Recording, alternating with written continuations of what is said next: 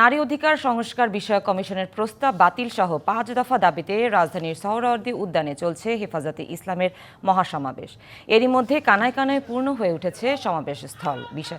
মঞ্চে অবস্থান নিয়ে কথা বলছেন নেতারা। এর আগে সুশৃঙ্খলভাবে কর্মসূচিতে যোগদান করতে কর্মীদের প্রতি আহ্বান জানানো হয় দেশবাসীর প্রতি।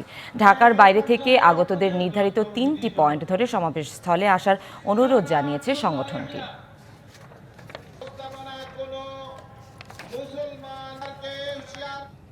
এ বিষয়ে বিস্তারিত জানাতে রাজধানীর সোহরাওয়ার্দী উদ্যানে সহকর্মী আছেন ময়মিনুল খান অপু।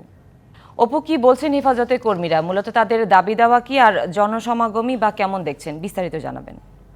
ইসলামের যে সমাবেশ, সেই সমাবেশটি কিছুক্ষণ সকাল 9টা থেকে কিন্তু সোহরাওয়ার্দী উদ্যানে শুরু হয়েছে।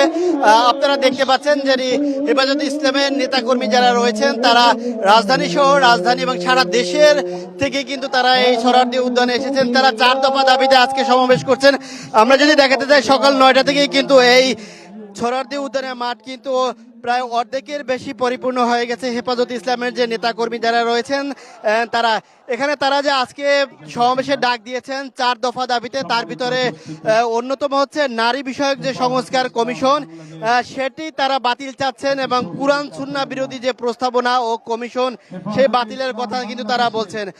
পাশাপাশি সংবিধানে বহুত্ববাদের যে প্রস্তাবনা, সেই প্রস্তাবনা বাতিল করলে আল্লাহর উপর যে পূর্ণ আস্থা ও বিশ্বাস, সেটি পুনর্বহালের কথা কিন্তু হেফাজতে ইসলামের নেতৃবৃন্দ কিন্তু বলছেন।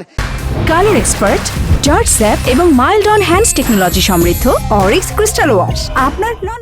এছাড়া তৃতীয় যে দাবিটি তাদের রয়েছে, ফ্যাসিবাদের আমলে দায়েরকৃত সব মিথ্যা মামলা, সেই মিথ্যা মামলাগুলো প্রত্যাহারের দাবি করেছেন। যেটি শাপলা চত্বরে যে গণহত্যা হয়েছিল, সেই কথাটি কিন্তু তারা বলছেন। পাশাপাশি ফিলিস্তিন এবং ভারতের যে মুসলিম গণহত্যা হচ্ছে, নিপীড়ন, সেই নিপীড়ন বন্ধেরও দাবি কিন্তু করছেন। এখান থেকে তোলা হচ্ছে তারা।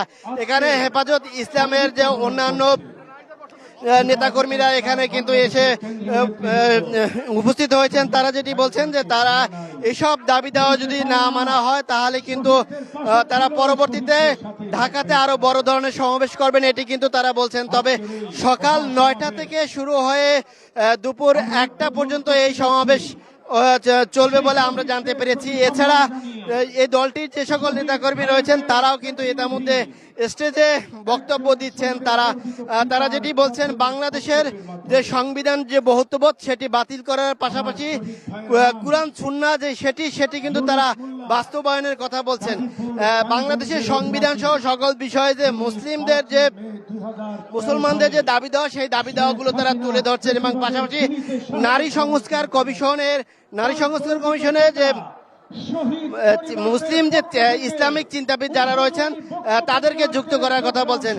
দ্রুত এই নারী বিষয়ক সংস্কার কমিশন প্রতিবেদন সহ এই সংস্কার কমিশনকেই তারা বাতিলের কিন্তু জোর দাবি করছেন।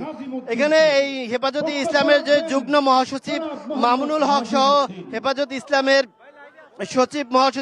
মহাসচিব যারা রয়েছেন তারা কিন্তু ইতিমধ্যে রয়েছেন। তারা নানা স্লোগানে কিন্তু এই সোহরাওয়ার্দী উদ্যান মুখরিত করেছেন। তাদের হাতে বাংলাদেশের পতাকা রয়েছে, আমরা যেটি দেখতে পেয়েছি। পাশাপাশি ফিলিস্তিনের পতাকা হাতে এবং কলেমা লেখা পতাকা সম্মিলিত সাদা কাপড়ে তারা কিন্তু এই সোহরাওয়ার্দী উদ্যানের সমাবেশে হাজির হয়েছেন। কিছুক্ষণ পরে যে সিনিয়র নেতৃবৃন্দ যারা রয়েছেন তারা এই সমাবেশে বক্তব্য দেবেন। তারা যেটি জোর দিয়ে বলছেন, নারী সংস্কার কমিশন সেটি বাতিলের পাশাপাশি তাদের যে 4 দফা দাবি রয়েছে, সেগুলো দ্রুত বাতিল না হলে ঢাকা সহ সারা দেশেই তারা নতুন করে পরবর্তী সমাবেশে ডাক দিবেন।